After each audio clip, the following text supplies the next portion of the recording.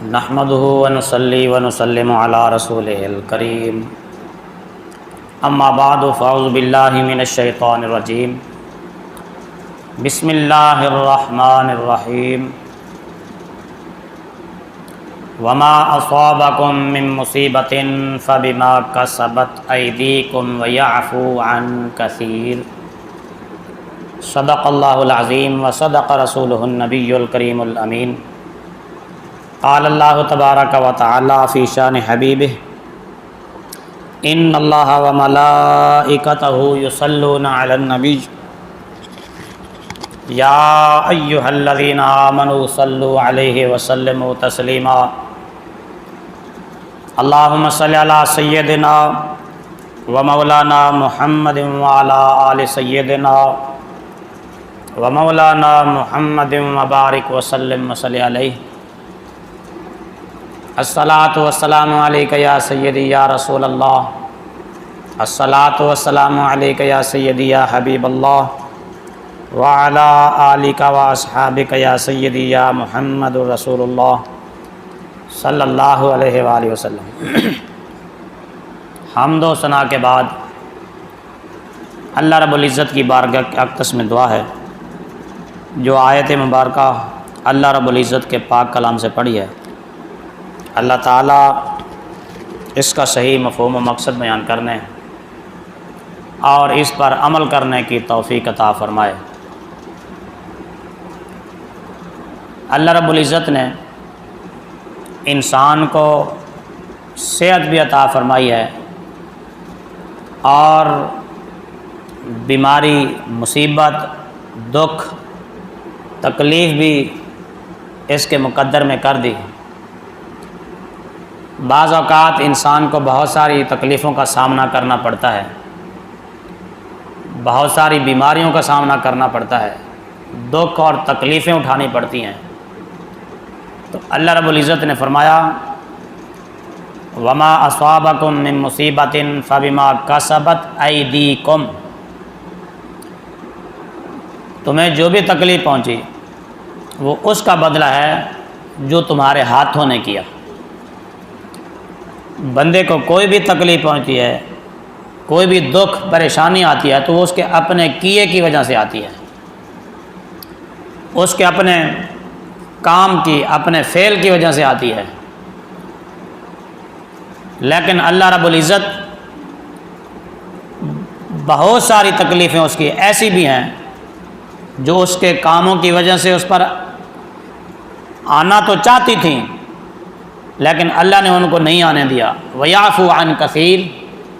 بہت ساری تکلیفیں، بہت ساری بیماریاں، بہت سارے دکھ اللہ رب العزت ویسے بھی معاف فرما دیتا ہے کہ بندے سے اگر غلطی ہو بھی جائے، تکلیف پہنچے بھی صحیح اس کی وجہ سے، تو اللہ رب العزت اس غلطی کی وجہ سے جو تکلیف پہنچنی تھی بندے کو وہ اس کو معاف فرما دیتا ہے۔ بیماری بھی اللہ تعالیٰ کی ایک بہت بڑی نعمت ہے۔ صحت و تندرستی کا اس وقت تک بندے کو احساس نہیں ہوتا جب تک کسی تکلیف کا سامنا نہ کرنا پڑے۔ عربی کا ایک مقولہ ہے تعرف الاشیاء بازدادها، چیزیں اپنی ضدوں کی وجہ سے پہچانی جاتی ہیں۔ اندھیرا روشنی کی وجہ سے پہچانا جاتا ہے، روشنی ہو تو تب پتہ چلتا ہے کہ اندھیرا کیا چیز ہوتی ہے۔ روشنی کی قدر و قیمت تب معلوم ہوتی ہے جب اندھیرا ہو، اندھیرا معلوم ہو تب پتہ چلتا ہے کہ روشنی کیا چیز ہوتی ہے۔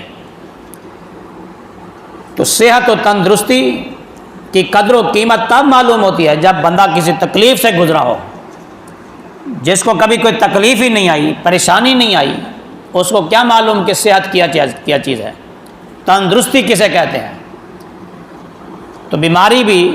اللہ کی نعمتوں میں سے ایک بہت بڑی نعمت ہے۔ اگرچہ بظاہر اس سے تکلیف پہنچتی ہے مگر حقیقتاً راحت، آرام اور سکون کا ایک ذخیرہ بندے کو ملتا ہے۔ اور یہ ظاہری بیماری جس کو آدمی بیماری سمجھتا ہے، حقیقت میں یہ روحانی بیماریوں کا ایک بہت بڑا علاج ہے۔ ظاہری بیماری، ظاہری تکلیف، روحانی بیماریوں کا، روحانی امراض کا بہت بڑا ایک علاج ہے۔ حقیقی بیماری، اصل میں بیماری وہی ہے جو حقیقی روحانی بیماری ہے۔ یہ خوف والی چیز ہے، یہ خطرے والی چیز ہے۔ روحانی بیماری مہلک ہے، جان لیوا کے ساتھ ساتھ ایمان لیوا بھی ہے۔ ایک موٹی سی بات ہے کہ ہر آدمی جانتا ہے کہ کوئی آدمی کتنا ہی غافل ہو، جب اس کو کوئی تکلیف پہنچتی ہے، جب اسے کوئی بیماری آتی ہے، جب اسے کوئی دکھ تکلیف پہنچتی ہے، تو وہ کتنا اللہ کو یاد کرتا ہے، توبہ و استغفار کرتا ہے، صدقہ و خیرات کرتا ہے، دعائیں کرتا ہے، گڑ گڑا کر رو رو کر اللہ سے معافیاں مانگتا ہے۔ تو یہ تو بڑے رتبے والوں کی شان ہے کہ وہ تکلیف کا بھی بڑے اچھے طریقے سے استقبال کرتے ہیں، جس طرح کہ راحت اور سکون کا استقبال کرتے ہیں، تکلیف کا بھی اسی طرح استقبال کرتے ہیں، اس لیے کہ ان کو پتہ ہے یہ بھی ہمارے رب کی طرف سے آئی ہے۔ آنچے از دوست میرسد نیکوست، مگر ہم جیسے کم از کم اتنا تو کر لیں کہ جب تکلیف آئے، پریشانی آئے، دکھ مصیبت پہنچے تو اس پر صبر کریں، جزع و فضا نہ کریں، گھبرائیں نہیں، روئیں پیٹیں نہیں، آنے والا ثواب تو ہاتھ سے نہ جائے۔ اور یہ تو ہر آدمی جانتا ہے کہ آئی ہوئی مصیبت رونے پیٹنے سے جاتی نہیں ہے، تو جب مصیبت رونے پیٹنے سے، جزع و فضا سے، گھبرانے سے نہیں جاتی تو پھر ثواب تو گیا۔ آدمی جب بے صبری کا مظاہرہ کرے گا یقینی طور پر ثواب سے محروم ہو جائے گا۔ اور بہت سے ناداں تو بیماری میں نہایت ہی بے جا کلمے بھی بول اٹھتے ہیں، بلکہ بعض باتیں وہ ایسی بھی منہ سے نکال جاتے ہیں کہ وہ کفر تک پہنچ جاتے ہیں۔ تو یہ تو خاسرت دنیا والآخرہ ہوا، دنیا میں بھی خسارہ کہ تکلیف پہنچ رہی ہے، آخرت میں بھی خسارہ کہ ثواب بھی گیا، اور تکلیف کی وجہ سے جو ایک نعمت ملنی تھی وہ بھی گئی، اور بلکہ ایمان بھی جاتا رہا۔ بیماری کیا ہے؟ انسان کے، مومن کے، مسلمان کے درجے بڑھاتی ہے، بلند رتبے عطا کرتی ہے اس کو۔ جو چیز اللہ کی یاد دلائے اس سے بڑھ کر اور کیا چیز اچھی ہو سکتی ہے مسلمان کے لیے؟ بیماری مسلمان کو رب کی یاد دلاتی ہے۔ جب کسی کو تکلیف پہنچتی ہے تو وہ جتنا رب کو تکلیف میں یاد کرتا ہے شاید راحت اور سکون میں اتنا یاد نہ کرتا ہو۔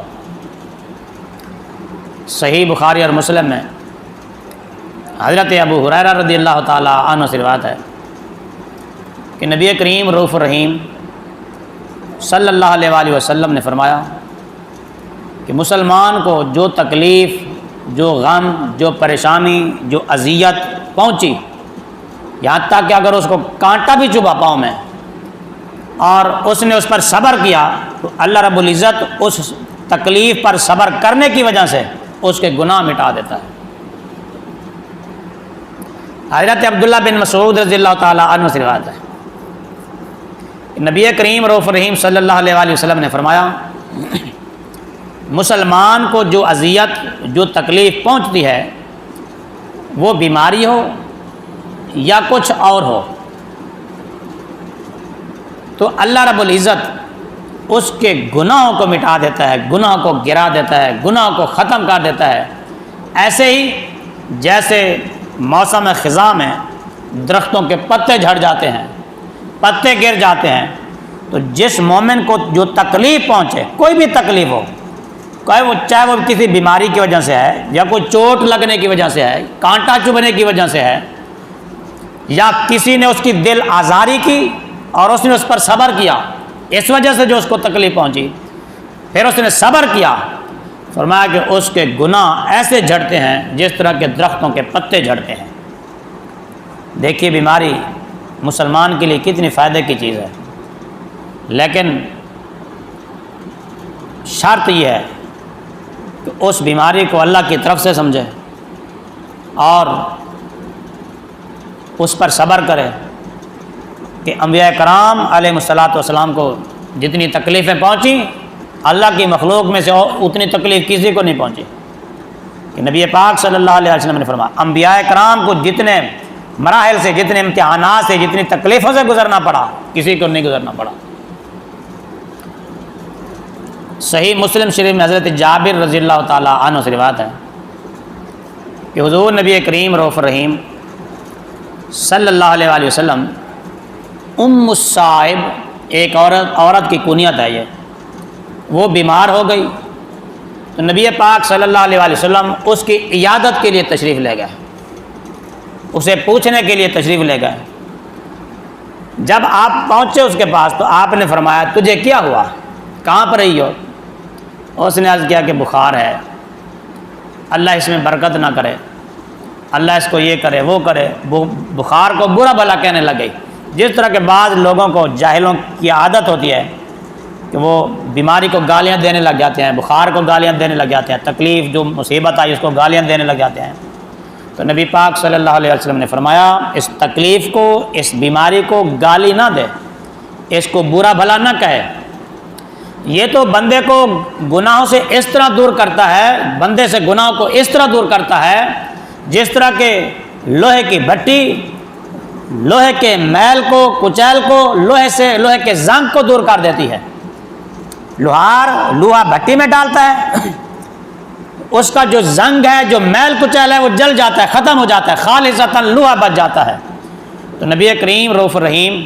صلی اللہ علیہ وسلم نے فرمایا بیماری بندے کو گناہوں سے اس طرح صاف کرتی ہے جس طرح کہ لوہے کی بھٹی لوہے کو صاف کرتی ہے، آگ۔ صحیح بخاری شریف میں حضرت انس رضی اللہ تعالیٰ عنہ سے روایت ہے کہ نبی کریم رؤوف الرحیم صلی اللہ علیہ وآلہ وسلم نے فرمایا اللہ رب العزت فرماتا ہے، یعنی یہ حدیث قدسی ہے، حدیث قدسی اسے کہتے ہیں جو فرمان تو اللہ رب العزت کا ہو، حکم تو اللہ کی طرف سے ہو، لیکن نبی پاک صلی اللہ علیہ وسلم اس کو اپنے الفاظ میں بیان فرما دیں۔ فرمایا کہ اللہ رب العزت فرماتا ہے کہ جب میں اپنے کسی بندے کی آنکھیں لے لیتا ہوں، اس کی بینائی ختم کر دیتا ہوں، نابینا کر دیتا ہوں، اس کی آنکھوں کی بینائی، نور دیکھنے کی جو صلاحیت ہے جب وہ ختم ہو جائے اور پھر وہ اس پر صبر کرے، جزا فضا نہ کرے، صبر کرے، تو فرمایا کہ ان آنکھوں کے بدلے اسے میں جنت عطا کروں گا۔ دیکھیے بندے نے مرنا تو ویسے ہی ہے نا، آنکھیں تو بند ویسے ہی ہو جانی ہیں، اگر اس کی آنکھوں میں تکلیف ہے اور اللہ نے اس کی آنکھیں سلب کر لی، آنکھوں کی بینائی ختم ہو گئی، تو نبی کریم رؤوف الرحیم صلی اللہ علیہ وسلم نے فرمایا اللہ رب العزت اپنے بندے سے فرماتا ہے، بندے کے متعلق کہ جب وہ میرا بندہ ان آنکھوں کے چلے جانے پر صبر کرتا ہے تو فرمایا اسے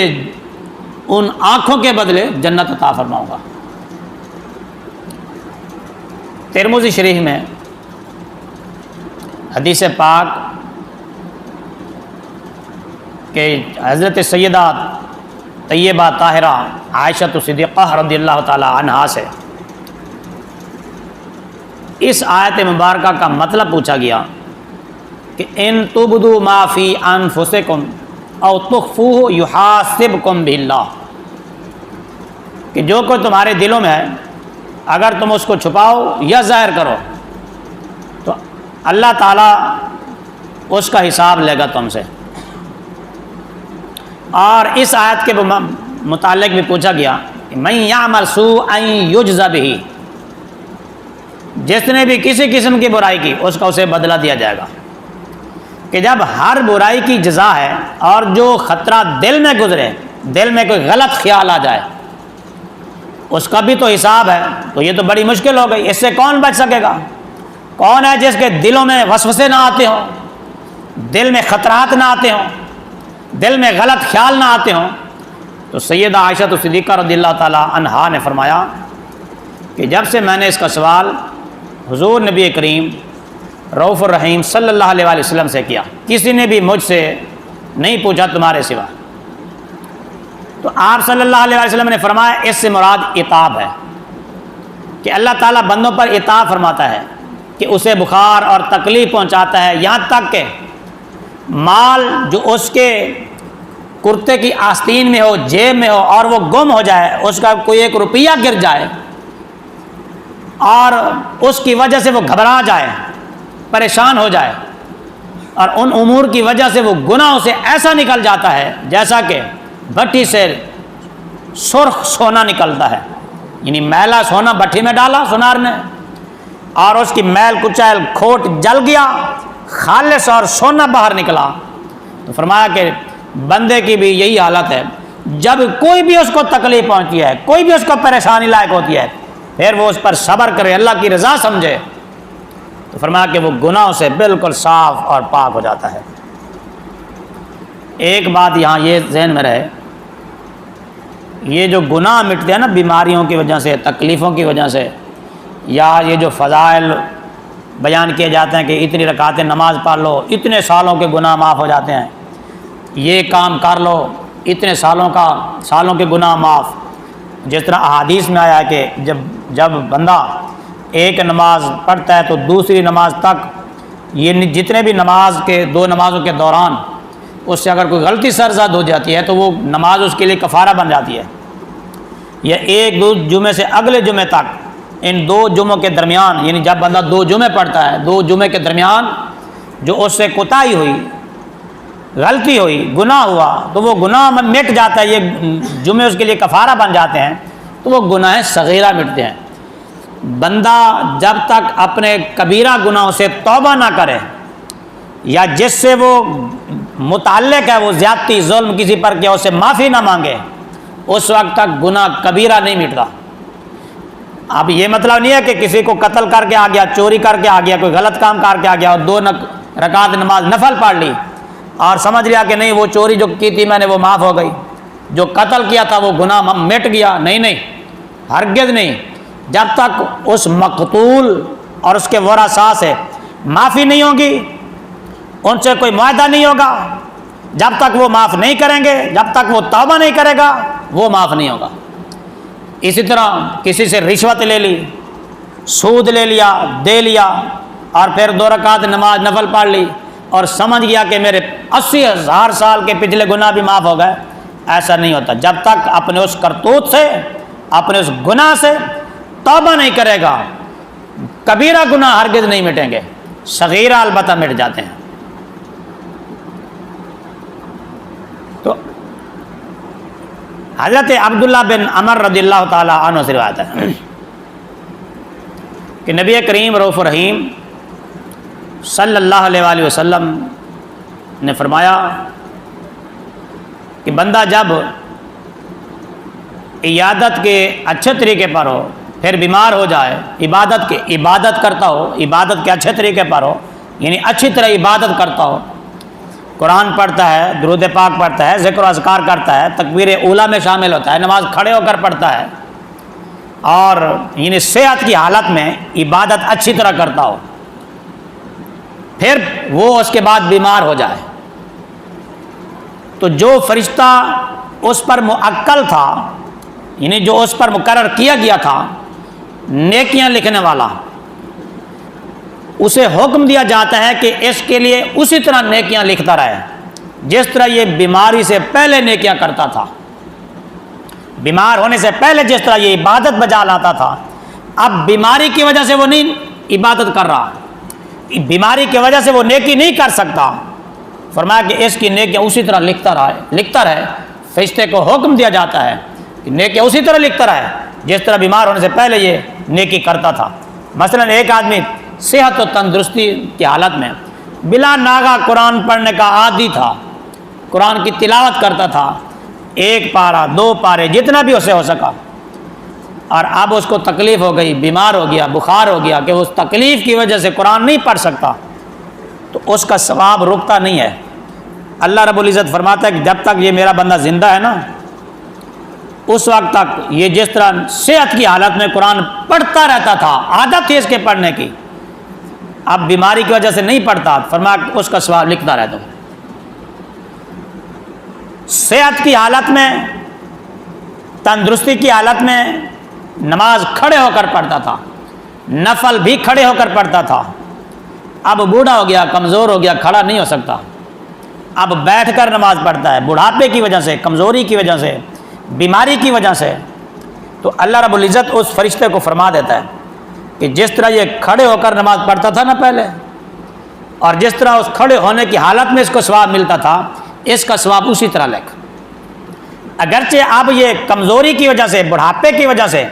بیماری کی وجہ سے نماز بیٹھ کر بھی پڑھ رہا ہے، لیکن ثواب اس کو کھڑے ہونے والی ثواب نماز کا ملنا چاہیے۔ لہذا میں اپنے نوجوان بھائیوں سے گزارش کروں گا، کوشش کیا کریں نفل بھی کھڑے ہو کر پڑھیں۔ بیٹھ کر پڑھنا بھی جائز ہے، لیکن ثواب آدھا ملتا ہے، کھڑے ہو کر پڑھنے سے ڈبل ثواب ملتا ہے۔ آپ اگر اب جوانی میں، تندرستی میں، صحت میں نفل نماز کھڑے ہو کر پڑھیں گے تو جب آخری وقت آئے گا، بڑھاپا آ جائے گا، کمزوری آ جائے گی، بیماری آ جائے گی، اور آپ اس بڑھاپے، کمزوری، بیماری کی وجہ سے نفل کھڑے ہو کر نہیں پڑھ سکیں گے تو ثواب اسی طرح ملے گا جس طرح آپ جوانی کی حالت میں کھڑے ہو کر پڑھتے تھے۔ تو لہذا صحت مند آدمی کو، تندرست آدمی کو بیٹھ کر نفل نہیں پڑھنے چاہیے، تاکہ اس کا ایک تو ثواب زیادہ ملے۔ جائز ہے، یہ نہیں ہوتے، نفل ہو جاتے ہیں، ثواب بھی ملتا ہے، سب کچھ ہوتا ہے، لیکن ثواب آدھا ملتا ہے۔ تو کیوں نہ ہم ڈبل ثواب لیں؟ آج دنیا کی خاطر ہم ڈبل نوکریاں کرتے ہیں، ڈبل ڈیوٹیاں دیتے ہیں، ڈبل شفٹ لگاتے ہیں، اور ڈبل مزدوریاں کرتے ہیں۔ تو آخرت کے متعلق بھی، آخرت کے بارے میں بھی ڈبل مزدوری کرنے لینے میں کوئی گناہ نہیں ہے، بلکہ کرنی چاہیے، ڈبل سے ڈبل ثواب حاصل کرنا چاہیے۔ تو کھڑے ہو کر نفلی نماز کھڑے ہو کر پڑھنے سے ڈبل ثواب ملتا ہے، ایک تو نفل کا بھی ثواب مل رہا ہے، کھڑے ہونے کا ثواب مل رہا ہے۔ اور نماز ایسی عبادت ہے کہ اس میں بندہ جتنی زیادہ مشقت اٹھائے گا اتنا ہی زیادہ ثواب پائے گا۔ سب سے زیادہ بہترین نماز وہ ہوتی ہے جس میں زیادہ طویل قیام ہو،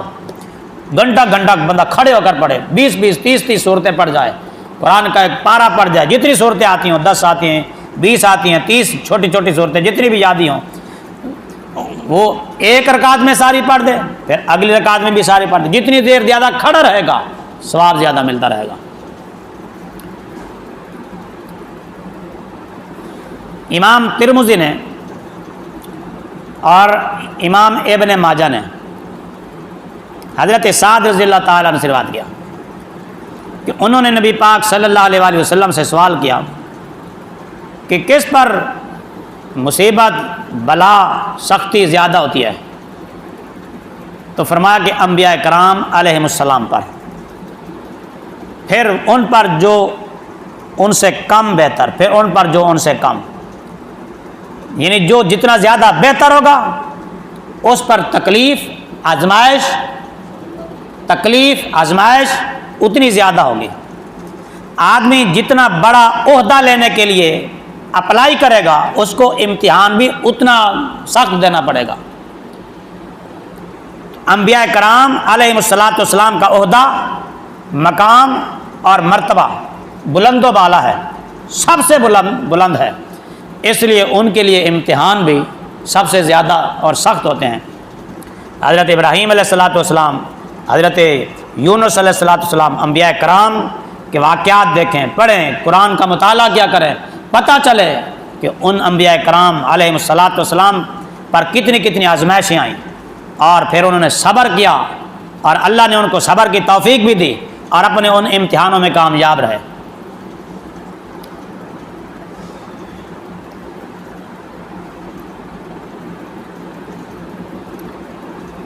امام ترمذی نے ایک اور حدیث پاک حضرت انس رضی اللہ تعالیٰ عنہ سے روایت کی کہ نبی پاک صلی اللہ علیہ وآلہ وسلم نے فرمایا، مصیبت اور بلا، سختی، تکلیف جتنی زیادہ ہوتی ہے ثواب بھی اتنا زیادہ ہوتا ہے۔ اگر کسی کو تھوڑی سی تکلیف پہنچی ہے اور اس پر صبر کیا اس کے مطابق اجر پائے گا، کسی کو بہت بڑی تکلیف پہنچی ہے اس نے اس پر صبر کیا تو اس کے مطابق وہ ثواب پائے گا۔ ایک اور حدیث پاک میں فرمایا نبی پاک صلی اللہ علیہ وسلم نے کہ جب اللہ تعالیٰ اپنے بندے کے ساتھ خیر کا ارادہ فرماتا ہے، اس کے ساتھ بھلائی چاہتا ہے، تو اسے دنیا ہی میں کوئی نہ کوئی تکلیف دے دیتا ہے، کوئی نہ کوئی دکھ پہنچا دیتا ہے، اور پھر جب وہ بندہ اس پر صبر کرتا ہے تو اللہ رب العزت اس کو بھلائیاں عطا فرما دیتا ہے۔ اور جب اللہ تعالیٰ کسی کے ساتھ شر کا ارادہ فرماتا ہے تو اسے گناہ کا بدلہ نہیں دیتا، اور قیامت کے دن اسے پورا پورا بدلہ دے گا۔ اس دنیا میں اگر اللہ تعالیٰ کسی کے ساتھ بھلائی نہیں چاہتا بلکہ اس کے ساتھ شر کا ارادہ فرماتا ہے اور اس سے کوئی غلطی ہو گئی، اس کی غلطی پر اس کو سزا نہیں دیتا، اس کو اور ڈھیل دے دیتا ہے، چھوٹ دے دیتا ہے، مہلت دے دیتا ہے، پھر آخرت میں اس کا پورا پورا بدلہ دیتا ہے۔ اور جس سے اللہ تعالیٰ بھلائی چاہتا ہے اور اس سے کوئی غلطی ہو جائے، تکلیف ہو جائے، اس کو کوئی گناہ ہو جائے، تو اللہ تعالیٰ اس کو اسی دنیا میں اس گناہ کا بدلہ دے دیتا ہے، کسی نہ کسی تکلیف میں مبتلا کر دیتا ہے، پھر وہ صبر کرتا ہے، اس صبر کی وجہ سے اس نے جو غلطی کی تھی، جو اس سے غلطی سرزد ہوئی تھی، اللہ تعالیٰ وہ گناہ اس کا مٹا دیتا ہے۔ حضرت ابو ہریرہ رضی اللہ تعالیٰ عنہ سے روایت ہے کہ نبی کریم رؤوف رحیم صلی اللہ علیہ وآلہ وسلم نے فرمایا، مسلمان مرد عورت کے جان مال اولاد میں ہمیشہ بلا رہتی ہے، تکلیفیں رہتی ہیں، یہاں تک کہ وہ اللہ تعالیٰ اس حال میں ملتا ہے کہ اس پر کوئی گناہ نہیں ہوتا۔ یعنی مسلمانوں پر ان کے مال میں بھی تکلیفیں آ جاتی ہیں، مال ضائع ہو جاتے ہیں، چوری ہو جاتے ہیں، اور ان کی اولاد میں بھی تکلیفیں، اولاد کو بیماری آ گئی، فوت ہو گئے، خود پریشانی میں، تکلیف میں کہ خود اس کو بیماری آ گئی، اور پھر وہ خود پر بیماری آئی، تکلیف آئی، اس پر بھی صبر کیا، اولاد کے بارے میں اس کو آزمایا گیا، اس پر بھی صبر کیا، مال کے بارے میں آزمایا گیا، اس پر بھی صبر کیا۔ تو جب اس نے تمام تکلیفوں پر صبر کیا تو اللہ رب العزت کے پاس جب پہنچے گا تو اس کے ذمہ کوئی گناہ نہیں ہوگا۔ یوں صبر کی وجہ سے، تکلیفوں پر صبر کرنے کی وجہ سے اللہ رب العزت اس کے تمام گناہوں کو مٹا دیتا ہے۔ ایک اور حدیث پاک میں امام ابو داؤد نے اس حدیث پاک کو روایت کیا ہے کہ نبی کریم رؤوف رحیم صلی اللہ علیہ وآلہ وسلم نے فرمایا کہ بندے کے لیے علم الہی میں کوئی مرتبہ مقرر ہوتا ہے۔ اللہ کے علم میں ایک بندے کے لیے کوئی مرتبہ، اس کی شان مقرر ہوتی ہے، یہ بندہ اس مرتبے پر پہنچے گا، مثلا مرتبہ ولایت پر پہنچے گا، قطبیت پر پہنچے گا، غوثیت پر پہنچے گا، اور اس کو یہ مرتبہ اس کی تقدیر میں اللہ لکھ دیتا ہے، اور اللہ کے علم میں اس کا وہ مرتبہ ہوتا ہے، بھی اس بندے نے یہ مرتبہ حاصل کرنا ہے، یہ بزرگی حاصل کرنی ہے، لیکن وہ اپنے اعمال کے سبب اس مرتبے تک نہیں پہنچ سکتا۔ وہ بندہ وہ اتنی نیکیاں نہیں کر سکتا کہ اس مرتبے تک پہنچے۔ پھر کیا ہوتا ہے کہ اللہ رب العزت اس بندے کو یا اس کی اولاد کو یا اس کے مال کو، اس بندے کے بدن میں یا اولاد میں یا مال میں کوئی تکلیف پہنچا دیتا ہے، اس کو آزمائش میں ڈال دیتا ہے، خود اسی کو، یا اولاد کی وجہ سے تکلیف میں ڈال دیتا ہے، آزمائش میں ڈال دیتا ہے، یا مال کی وجہ سے اس کو آزمائش میں ڈال دیتا ہے، اور پھر اسے صبر کی توفیق بھی دیتا ہے۔ اللہ رب العزت ادھر تکلیف میں بھی خود ڈال رہا ہے، پھر صبر کی توفیق بھی خود دے دیتا ہے، اور پھر جب وہ بندہ صبر کرتا ہے تو وہ اس صبر کی وجہ سے، اس تکلیف میں مبتلا ہونے کے بعد صبر اس نے کیا،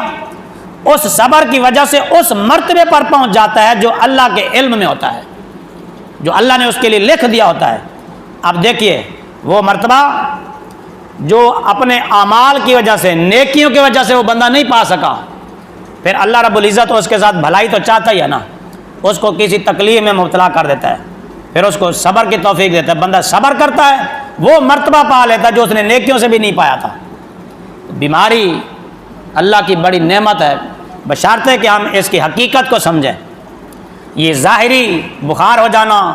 اور ظاہری جسمانی بیماریوں میں مبتلا ہو جانا، حقیقت میں یہ بیماری نہیں ہے، جو روحانی بیماریاں ہیں حقیقی وہ بیماریاں ہیں. وہ روحانی بیماریاں کیا ہیں؟ بدعقیدگی، کفر، شرک، منافقت. روحانی بیماریاں جو ہیں اصل میں حقیقی بیماریاں یہ ہیں. یہ ایمان، یہ بندے کو ختم کر دیتی ہیں، ایمان بھی لے جاتی ہیں، جان بھی لے جاتی ہیں. اور حسد، بغض، کینہ، دشمنی، اور یہ جو بیماریاں ہیں حرام خوری، سود خوری، یہ بیماریاں حقیقت میں یہ بیماریاں ہیں. بندے کو ان کا علاج کرنا چاہیے، بندے کو ان سے بچنا چاہیے. ظاہری بیماری اگر یہ بیماری ہوتی تو اللہ رب العزت اپنے انبیاء کرام علیہ الصلوۃ والسلام کو پھر ان بیماریوں میں مبتلا نہ فرماتا، اور اللہ رب العزت اپنے نیک بندوں کو ان میں مبتلا نہ فرماتا. حقیقی بیماریاں جو ہیں روحانی بیماریاں ہیں، اور وہ کفر کی بیماری، شرک کی بیماری، نفاق کی بیماری، عداوت کی بیماری، یہ اصل بیماریاں جی ہیں. مسلمان ان کا علاج کرے. جس بیماری کا علاج کرنا چاہیے تھا اس کی طرف ہم توجہ ہی نہیں کرتے. انگلی ہلکی سی، تھوڑی سی انگلی کٹ جائے، تھوڑا سا انگلی میں درد ہونے لگ جائے، فٹافٹ ڈاکٹر سے رابطہ کرتے ہیں، حکیم کے پاس جاتے ہیں، پیسے خرچ کرتے ہیں، علاج شروع کرتے ہیں. اور دل کی بیماری، دل سیاہ ہو چکا، دل مردہ ہو چکا، دل ختم ہو چکا، اس کے بارے میں کسی سے رابطہ ہی نہیں کیا، کبھی کسی طبیب سے رابطہ نہیں کیا. اس کا علاج کیا ہے؟ وہ مرشد کامل اس کا ڈاکٹر ہے، عالم حقیقی، صحیح العقیدہ عالم جو ہے وہ اس کا روحانی بیماریوں کا علاج وہ کرتا ہے. ان سے تو ہم نے رابطہ ہی ختم کر دیا، اس لیے روحانی بیماریاں عام ہو گئیں. وہ کیا ہیں؟ وہ یہی حسد، کینہ، بغض، کفر، شرک، نفاق، مخالفت، عداوت، حسد، یہ روحانی بیماریاں ہیں. ان کا علاج کرنا چاہیے، ہمیں ان کی طرف توجہ کرنی چاہیے. حضرت جابر رضی اللہ تعالیٰ عنہ سے روایت ہے کہ نبی کریم رؤوف الرحیم صلی اللہ علیہ وآلہ وسلم نے فرمایا، جب قیامت کے دن مصیبت زدہ لوگوں کو ثواب دیا جائے گا نا، وہ لوگ جن کو اس دنیا میں تکلیفیں آئی تھیں، پریشانیاں آئی تھیں، مصیبتیں آئی تھیں ان پر، اور پھر انہوں نے ان پر صبر کیا، تو نبی پاک صلی اللہ علیہ وسلم نے فرمایا جب ان لوگوں کو بلا کر ثواب دیا جائے گا کہ اے مصیبت زدہ لوگوں، اے بیماریوں میں مبتلا رہنے والوں، اے بیماریوں پر صبر کرنے والوں، آؤ آج تم اپنا اجر لو، ثواب لو. تو جو لوگ دنیا میں بیماری میں مبتلا نہیں ہوئے تھے، صحت و تندرستی کے ساتھ انہوں نے جو زندگی گزاری تھی، آخرت میں جب وہ بیماروں کو ثواب ملتا دیکھیں گے، اجر ملتا دیکھیں گے، وہ تمنا کریں گے کہ کاش دنیا میں ہمیں کینچیوں سے کاٹا جاتا، ہماری کھالیں اتاری جاتی اور ہماری کھالیں کاٹی جاتی، ہمیں ریزہ ریزہ کر دیا جاتا، ہمارے ٹکڑے ٹکڑے کر دیے جاتے، ہمارے جسم کو کاٹ دیا جاتا، مصیبتوں میں مبتلا کر دیا جاتا، تاکہ آج ہمیں بھی وہ مرتبہ، وہ عزت اور وہ شان ملتی، وہ اجر ملتا، وہ ثواب ملتا جو آج بیماروں کو مل رہا ہے. لیکن بیماری، یہ اجر اسی کو ہی ملے گا جو بیماری پر صبر کرے گا، جزا و فضا نہ کرے گا، جو روئے گا نہیں، پیٹے گا نہیں، جو ہائے ہائے نہ کرے گا، بیماری کو گالیاں نہ دے گا، جو اللہ کی رضا پر راضی رہے گا. یہ اجر، یہ مرتبہ، یہ ثواب صرف اسی کو ملے گا. اگر روئے گا پیٹے گا، ثواب ضائع کر بیٹھے گا. رونے پیٹنے سے اب بیماری ختم تو نہیں ہو جاتی، رونے سے کوئی بھی بیماری ختم نہیں ہوتی، علاج سے ختم ہوتی ہے. صبر کرے، اجر ملتا ہے اس پر. تو لہذا دکھ آئے، تکلیف آئے، پریشانی آئے، اس پر صبر کرنا یہ مومن کا کام ہے. صبر کرے گا بڑا اجر پائے گا. ابھی حدیث پاک آپ نے سماعت فرمائی کہ صبر کرنے والوں کو جب قیامت کے دن ثواب ملے گا تو جو بیمار نہیں ہوئے ہوں گے وہ بھی تمنا کریں گے کاش ہمیں بھی دنیا میں کوئی بیماری آ جاتی، کوئی تکلیف پہنچتی. ایک اور حدیث پاک میں نبی کریم رؤوف الرحیم صلی اللہ علیہ وآلہ وسلم نے فرمایا، اس میں بیماریوں کا ذکر فرمایا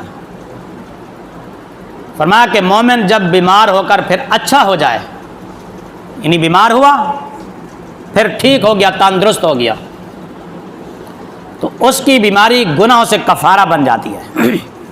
یعنی اس بیماری کی اس کے جو بیماری ہے وہ گناہ کو مٹا دیتی ہے اور آئندہ کے لیے نصیحت بن جاتی ہے۔ بیماری سابقہ گناہوں کے لیے کفارہ،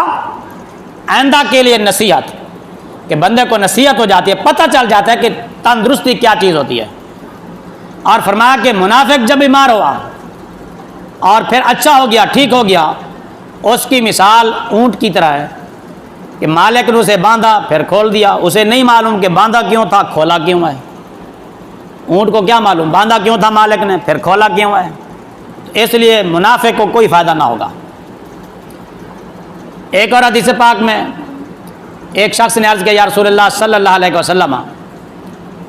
بیماری کیا چیز ہے؟ میں تو کبھی بیمار ہی نہیں ہوا۔ نبی پاک صلی اللہ علیہ وسلم سے ایک صحابی نے، ایک آدمی نے سوال کیا کہ بیماری کیا چیز ہے، کہ میں تو کبھی بیمار ہی نہیں ہوا۔ تو نبی پاک صلی اللہ علیہ وسلم نے فرمایا، ہمارے پاس سے اٹھ جاؤ، یہاں ہمارے قریب ہی نہ بیٹھو، تم ہم میں سے نہیں۔ دیکھیے حضور علیہ السلام نے اس کو کتنی تنبیہ فرمائی، فرمایا کہ جو بیماری نہیں ہوا وہ ہمارے قریب نہ بیٹھے۔ اس لیے کہ اللہ تعالیٰ جن کو رتبے عطا کرتا ہے، تکلیفیں بھی ان کو عطا فرماتا ہے، آزمائشیں بھی ان کی ہوتی ہیں۔ کہتے ہیں کہ فرعون کے پوری زندگی کبھی سر میں درد نہیں ہوا تھا، پوری زندگی، اور سینکڑوں سال اس نے گزارے، 300-400 سال اس کی عمر تھی، پوری زندگی کبھی سر میں درد نہیں ہوا۔ یہ مت سمجھیے گا کہ جو بیمار ہے وہ اللہ کی گرفت میں ہے، پکڑ میں ہے، اور جو صحت و تندرست ہے کیا وہ اس پر اللہ خوش ہے؟ اگر صحت و تندرست پر اللہ خوش ہے تو پھر فرعون کو بیماری کیوں نہیں آئی، نمرود کو بیماری کیوں نہیں آئی؟ اور اگر بیماروں پر اللہ ناراض ہے، یہ اللہ کی ناراضگی کی علامت ہے، پھر انبیاء کرام علیہم الصلاۃ والسلام کو تکلیفیں کیوں آئیں؟ اکثر یہ سنا جاتا ہے، کوئی بندہ بیمار ہو جائے نا، تکلیف میں مبتلا تو کہتے ہیں یہ اللہ کے عذاب میں پکڑا ہوا ہے، یہ اپنی دینیاں دے رہا ہے، بھگت رہا ہے۔ اب ایسا نہ کہا کرو، ہو سکتا ہے اللہ اس کو چھوڑ دے، ہمیں پکڑ لے، ہو سکتا ہے اللہ اس کو معاف کرنا چاہے، اس کی کوئی غلطی ہو، اللہ اس کو اسی دنیا میں اس تکلیف کی وجہ سے اس کے گناہ مٹا دے۔ جس طرح کہ پہلے حدیث آپ نے سماعت فرمائی کہ اللہ تعالیٰ جس سے بھلائی چاہتا ہے اس کا کوئی غلطی ہو بھی صحیح، اسی دنیا میں کوئی تکلیف دے کر اس کی غلطی مٹا دیتا ہے اللہ تعالیٰ۔ بیماری تندرستی کی طرح بیماری بھی ہزار نعمت ہے۔ جو کبھی بیمار نہیں ہوا اس کو تندرستی کا نہیں معلوم تندرستی کیا چیز ہے۔ تندرستی ان لوگوں سے پوچھو جو کبھی تکلیف میں آئے ہوں، کسی تکلیف سے گزرے ہوں، ان کو تندرستی کا بھی پتہ ہوگا، بیماری کا بھی پتہ ہوگا۔ ایک اور حدیث پاک میں حضرت شداد بن اوس رضی اللہ تعالیٰ عنہ سے بات ہے کہ نبی کریم رؤوف الرحیم صلی اللہ علیہ وآلہ وسلم نے فرمایا، جب اللہ تعالیٰ فرماتا ہے، یہ حدیث قدسی ہے، فرمایا کہ جب میں اپنے مومن بندے کو مصیبت میں ڈالوں، پریشانی میں ڈالوں، بلا میں ڈالوں، اور وہ اس پر میری حمد کرے، یعنی بیماری میں بھی میرا ذکر کرتا رہے، تکلیف میں بھی مجھے نہ بھولے۔ فرمایا کہ جب وہ اپنی خوابگاہ سے اٹھے گا تو گناہوں سے ایسا پاک صاف ہو کر اٹھے گا، یعنی جب تندرست ہوگا، جب اسے صحت ملے گی، جب وہ بیماری والے بستر سے اٹھے گا تندرست ہو کر، فرمایا کہ وہ ایسے اٹھے گا جیسے کہ وہ آج ہی پیدا ہوا ہے۔ جب بندہ پیدا ہوتا ہے نا، اس کے ذمہ کوئی گناہ ہوتا ہے، کوئی اللہ کی نافرمانی ہوتی ہے، اس کا نام اعمال گناہوں سے سیاہ ہوتا ہے؟ نہیں ہوتا۔ فرمایا کہ جب بندہ بیمار ہوتا ہے پھر اور وہ صبر کرتا ہے، میرا ذکر کرتا رہتا ہے، بیماری میں بھی مجھے نہیں بھولتا، فرمایا جب وہ ٹھیک ہو جاتا ہے، اپنا علاج کرتا ہے، صحت مل جاتی ہے اس کو، وہ گناہوں سے پاک صاف ہو کر اٹھتا ہے۔ ایک اور حدیث پاک میں فرمایا کہ میں نے اپنے بندے کو مقید اور مبتلا کیا، اس کے لیے فرشتوں سے فرماتا ہے کہ اسی طرح عمل جاری رکھو جس طرح وہ صحت و تندرستی میں کرتا تھا۔ پہلے بھی یہ حدیث پاک گزری یعنی صحت و تندرستی کی حالت میں جو بندہ عمل کرتا ہے، نیکیاں کرتا ہے، جب پھر بیمار ہو جائے اور بیماری کی وجہ سے وہ نیکی نہ کر سکے، بیماری کی وجہ سے وہ اچھا کام اب نہیں کر سکتا، مثلا پہلے کھڑے ہو کر نماز پڑھتا تھا، قرآن کی تلاوت کرتا تھا، ذکر و اذکار کرتا تھا، اب بیمار ہو گیا، کمزور ہو گیا، ٹانگیں جواب دے گئی، ضعیف ہو گیا، اب کھڑا نہیں ہو سکتا، تو اللہ فرماتا ہے کہ جس طرح یہ پہلے صحت کی حالت میں کھڑے ہو کر عبادت کرتا تھا، اب اگرچہ بیماری کی وجہ سے لیٹ کر بھی پڑھ رہا ہے، ثواب اس کو کھڑے ہونے کا دو۔ اور فرمایا کہ اگر تلاوت پہلے صحت و تندرستی کے دوران قرآن کی تلاوت کا عادی تھا، کثرت سے ذکر و اذکار کرتا تھا، اب بیماری کی وجہ سے وہ ذکر و اذکار نہیں کر سکتا، تلاوت نہیں کر سکتا، اللہ رب العزت فرشتوں سے فرماتا ہے اس کا ثواب اسی طرح لکھتے رہو جس طرح یہ صحت و تندرستی کی حالت میں تم اس کی نیکیوں کا ثواب لکھتے تھے۔ تو اس لیے پریشانی کا حل نہیں ہے، پریشانی کا حل نہیں ہے، تو پریشانی کی حالت میں آدمی کو صبر کا مظاہرہ کرنا چاہیے، صبر کا دامن کبھی بھی ہاتھ سے نہ جانے دے، اور جو کچھ بھی اللہ کی طرف سے سمجھے، یہ خیال کرے کہ انبیاء کرام علیہ الصلاۃ والسلام کو بھی اللہ رب العزت آزماتا ہے۔ اگر کوئی بیمار ہو، مسلمان بھائی، ہمسایہ، رشتہ دار، اس کی عیادت کرنا، اس کا کتنا اجر اور کتنا ثواب ہے، صرف ایک حدیث پاک سماعت فرمائے کہ نبی پاک صلی اللہ علیہ وسلم نے فرمایا جب مسلمان اپنے مسلمان بھائی کی عیادت کے لیے جاتا ہے، بیمار پرسی کے لیے جاتا ہے، صرف اس لیے کہ یار میرا دوست ہے، میرا بھائی ہے، میرا عزیز ہے، تکلیف میں ہے، میں اس کو پوچھوں تو صحیح اس کا کیا حال ہے، تو نبی پاک صلی اللہ علیہ وسلم نے فرمایا جب تک وہ اس اپنے بھائی کے پاس رہے گا گویا کہ وہ جنت کے باغ میں رہے گا، جنت کے باغ میں رہے گا۔